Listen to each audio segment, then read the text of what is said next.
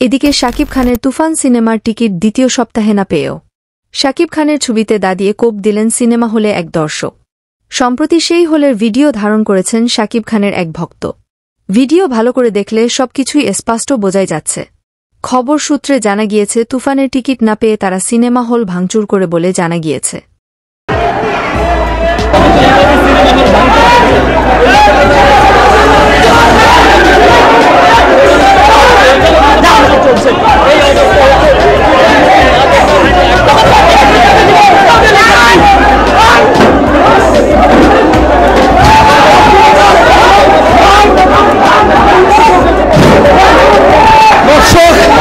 Ticket না পেয়ে উত্তেজিত হয়ে একেবারে পুরো সিনেমা হল কিন্তু লন্ডভন্ড করে দিচ্ছে।